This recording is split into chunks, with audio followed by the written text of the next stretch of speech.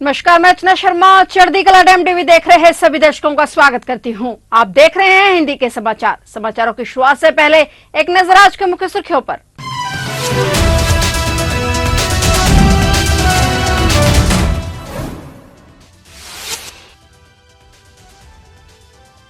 नेपाल में लैंडस्लाइड के बाद बड़ा हादसा, 2 यात्री बसें उफनती नदी में जा गिरी, 60 से ज्यादा यात्री लापता।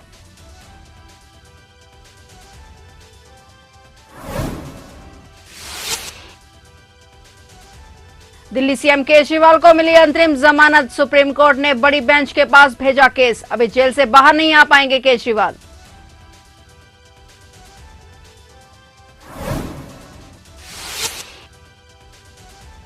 सांसद अमृतपाल सिंह का भाई गिरफ्तार, ड्रग्स के साथ पुलिस ने किया गिरफ्तार। जालंधर देहात पुलिस ने 4 ग्राम आइस के साथ पकड़ा।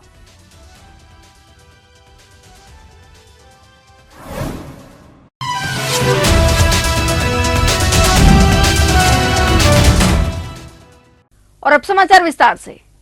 नेपाल में मदन आश्रित राजमार्ग पर हुए भूस्खलन के कारण 63 लोगों के लिए जा रही 2 बसें त्रिशूली नदी में बह गई। काठमांडू जाने वाली एंजल बस और गणपति डिलक्स से जुड़ी एक घटना क्षेत्र में भारी बारिश के बीच सुबह करीब 3:30 बजे हुई। चितवन के मुख्य जिलाधिकारी ने बताया कि बसें राजमार्ग पर यात्रा कर रही थी, तभी भूस्खलन हुआ, जिससे वे सड़क से नीचे उफनती नदी में जा गिरी। जानकारी के मुताबिक दोनों बसों में बस चालकों सहित कुल 63 लोग सवार थे। इस हादसे में 7 भारतीयों की मौत हो चुकी है, जबकि बाकी लापता हैं। वहीं मौतों का आंकड़ा बढ़ सकता है। मृतकों के लिए पुलिस अधिकारी ने कहा कि तलाशी अभियान जारी है, लेकिन लगातार बारिश के कारण बाधा आ रही है। लापता बसों की तलाश की जा रही है। वहीं नेपाल के प्रधानमंत्री पुष्पकमल दहल प्रचंड ने सभी सरकारी एजेंसियों को यात्रियों की खोज और बचाव करने का निर्देश दिया। दहल ने एक्स पर पोस्ट किया कि मैं नारायणगढ़ मुलगिन सड़क खंड पर भूस्खलन के कारण बसों के बह जाने और देश के विभिन्न हिस्सों में बाढ़ और भूस्खलन के कारण संपत्तियों के नुकसान के बाद लापता हुए लगभग 5 दर्जन यात्रियों की रिपोर्ट से बहुत दुखी हूं।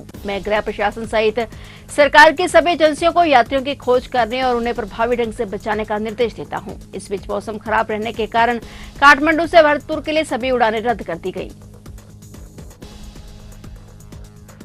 खडूर साहिब के सांसद अमृतपाल सिंह के भाई हरप्रीत सिंह को जालंधर देहात की पुलिस ने फिलौरी इलाके से गिरफ्तार कर लिया है। उसके पास 4 ग्राम आइस बरामद हुई है। आइस एक खतरनाक ड्रग है, जिसे रखना गैर कानूनी है। पंजाब के जालंधर में देहात पुलिस ने अमृतपाल सिंह के भाई हरप्रीत सिंह को आइस ड्रग के साथ गिरफ्तार किया है। हरप्रीत सिंह के पास से करीब 4 ग्राम आइस बरामद की गई है। हरप्रीत सिंह की गिरफ्तारी के बाद आला अधिकारियों ने उससे पूछताछ की है। हरप्रीत सिंह को फिलौर से पकड़ा गया है और इस मामले को लेकर एसएसपी ने बड़ा बयान दिया है। उन्होंने कहा कि इस मामले में 3 आरोपियों को काबू किया गया है, जो नशा करते पकड़े गए हैं।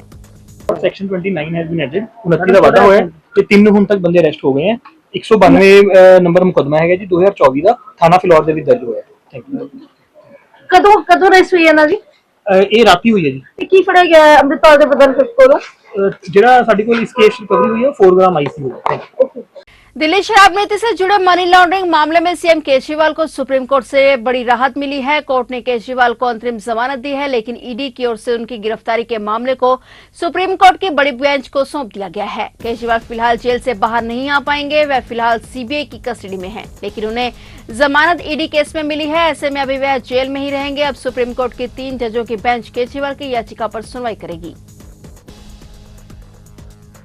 इलाहाबाद हाईकोर्ट के वकील अब जजों को माय लॉर्ड या योर लॉर्डशिप नहीं कह पाएंगे। जजों के संबोधन को लेकर इलाहाबाद हाईकोर्ट बार एसोसिएशन ने बड़ा फैसला लिया है। फैसले के मुताबिक हाईकोर्ट के वकील अब जजों को माय लॉर्ड या योर लॉर्डशिप कहकर नहीं संबोधित करेंगे। माय लॉर्ड या फिर योर लॉर्डशिप की जगह सर, योर ऑनर या फिर माननीय कहा जाएगा। हाईकोर्ट बार एसोसिएशन ने इस बारे में प्रस्ताव भी पारित किया है। प्रस्ताव में साफ तौर पर कहा गया कि जज भगवान नहीं है, इसलिए उन्हें माय लॉर्ड या योर लॉर्डशिप कहा जाना उचित नहीं है। प्रस्ताव में यह भी कहा गया कि हाईकोर्ट न्याय का मंदिर नहीं है, बल्कि इंसाफ देने का न्यायालय है। प्रस्ताव के मुताबिक हाईकोर्ट के जज भगवान नहीं बल्कि पब्लिक सर्वेंट हैं। जज को जनता के टैक्स से जमा हुए सरकारी कोष से तनख्वाह दी जाती है। प्रस्ताव में यह भी कहा गया है कि देश के मुख्य न्यायाधीश ने पिछले दिनों एक कार्यक्रम में कहा था कि जज को खुद को भगवान नहीं समझना चाहिए। बार एसोसिएशन का कहना है कि चीफ जस्टिस ऑफ इंडिया की भावनाओं का सम्मान करते हुए भी जजों को माय लॉर्ड या योर लॉर्डशिप नहीं कहने का फैसला लिया गया है। बता दें कि पिछले 2 दिनों से चल रही हड़ताल को आगे भी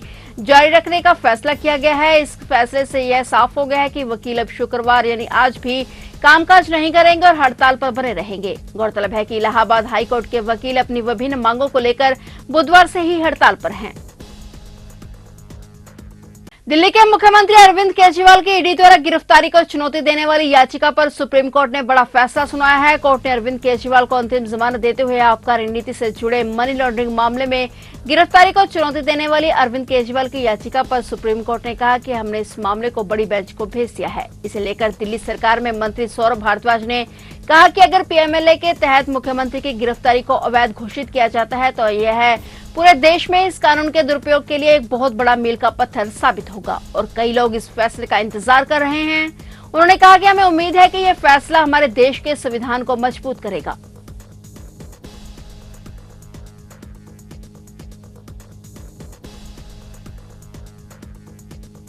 संयुक्त किसान मोर्चा ने ऐलान किया है कि वह एमएसपी की कानूनी गारंटी और कृषि ऋण माफी सहित अन्य लंबित मांगों को लेकर फिर से आंदोलन शुरू करेंगे और प्रधानमंत्री नरेंद्र मोदी और लोकसभा में नेता प्रतिपक्ष राहुल गांधी को एक ज्ञापन सौंपेंगे। वहीं किसान नेताओं ने कहा कि 14 जुलाई को संयुक्त किसान मोर्चा गैर राजनीतिक और किसान मजदूर मोर्चा के पदाधिकारियों की अहम बैठक होगी जिसमें दिल्ली कूच के लिए फैसला लिया जाएगा। संगठन ने कहा है कि 9 अगस्त को एसकेएम अपनी मांगों के समर्थन में देश में प्रदर्शन करके भारत छोड़ो दिवस को कारपोरेट भारत छोड़ो दिवस के रूप में मनाएगा। जयपुर एयरपोर्ट पर स्पाइस जेट की क्रू मेंबर ने सीआईएसएफ के एएसआई को थप्पड़ मार दिया। यह घटना होने के बाद अब यह मामला तूल पकड़ता जा रहा है। स्पाइस जेट की क्रू मेंबर महिला को पुलिस ने गिरफ्तार कर लिया है। जयपुर एयरपोर्ट पर पहली बार एक जेट की क्रू मेंबर ने सीआईएसएफ के एएसआई को थप्पड़ मारा है। एयरपोर्ट सोर्स का कहना है कि इस मामले को लेकर प्रशासन गंभीर है। जिस गेट से वो महिला कर्मचारी जा रही थी उसकी भी जांच हुई है। महिला को कोर्ट में पेश किया गया है।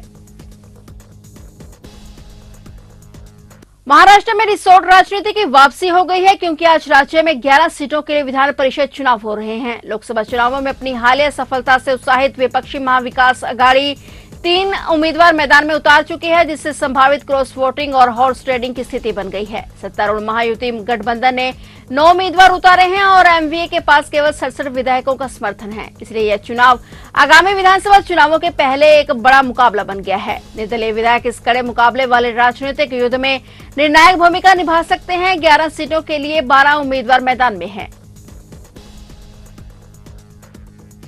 रिलायंस इंडस्ट्रीज के चेयरमैन मुकेश अंबानी और रिलायंस फाउंडेशन की चेयरपर्सन नीता अंबानी के छोटे बेटे अनंत अंबानी आज शादी के बंधन में बंधने जा रहे हैं। इस साल की यह बहुप्रतीक्षित शादी मुंबई के बांद्रा कुर्ला कॉम्प्लेक्स में होगी। इसके लिए राजनीतिक गलियारों से भी हस्तियां मुंबई पहुंची हुई हैं। ममता बनर्जी से लेकर ब्रिटेन के पूर्व मुख्यमंत्री टोनी ब्लेयर और पूर्व प्रधानमंत्री बोरिस जॉनसन भी भारत पहुंचे हुए हैं। इनके अलावा समाजवादी पार्टी के अध्यक्ष अखिलेश यादव भी अनंत अंबानी की शादी में शामिल होने के लिए मुंबई पहुंचे हैं। उनके यहां इंडिया ब्लॉक के कई नेताओं से मुलाकात भी हो सकती है। ममता बनर्जी के साथ भी उनकी मुलाकात तय बताई जा रही है। इससे पहले पश्चिम बंगाल की मुख्यमंत्री ममता बनर्जी भी मुंबई पहुंची थी। मुकेश अंबानी ने मुंबई के होटल में मुख्यमंत्री ममता बनर्जी का स्वागत किया था। इनके अलावा सैमसंग के सीईओ हान जोंग ही सहित अन्य हाई प्रोफाइल मेहमान 3 दिनों के मेगा उत्सव के लिए पहले ही मुंबई पहुंच गए थे।